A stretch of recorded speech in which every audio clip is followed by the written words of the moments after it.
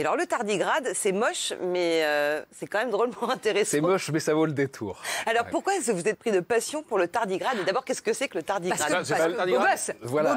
Beau gosse, tardigrade. Voilà, alors c'est très grossi, hein, parce que dans la réalité, il mesure 1 millimètre, On le voit, on peut le voir à l'œil nu. Et avec une très bonne vue et de très près, mais il faut mieux le microscope. Et donc ce tardigrade, qui a l'air de rien, comme ça, avec ses 8 pattes et son physique de saucisse cocktail.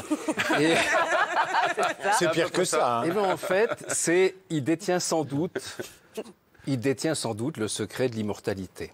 En tout cas, il est indestructible.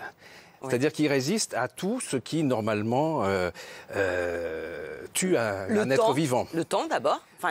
Oui, c'est-à-dire qu'il résiste d'abord au zéro absolu, moins 293 degrés. À 150 degrés de chaleur, il est toujours là.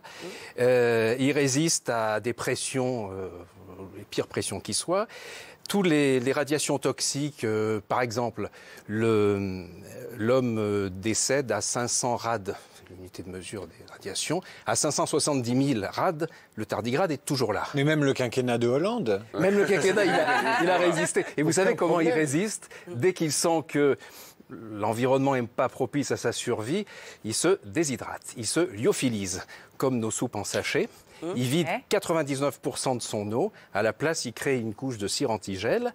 Et là, il peut attendre éternité. C'est Hibernatus, en fait, en quelque sorte. C'est un peu Hibernatus, mais c'est la réalité. Dans votre roman, c'est le moment où il revit. Enfin, on lui redonne vie. Alors, ce début les gens qui ont déjà lu le livre sort aujourd'hui.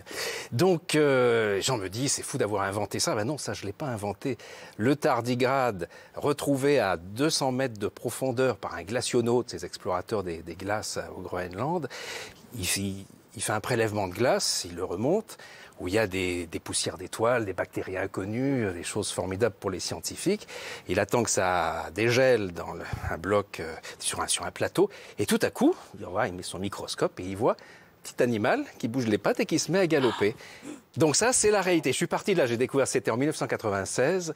C'était au Groenland. C'est Jeannot Lamberton, un grand glacionaute, explorateur des fonds de ces moulins de glace éphémères créés justement au moment du dégel de l'eau par des rivières qui créent ces gouffres et qui créent les archives de la Terre, en fait. Et vous cherchiez une histoire comme ça ou vous êtes pas du tout, cette histoire, je tombe là-dessus et c'était vraiment une ligne à la fin. L'article dit, et j'ai vu ce petit animal qui tout à coup reprenait vie. Je me dis, mais c'est un sujet.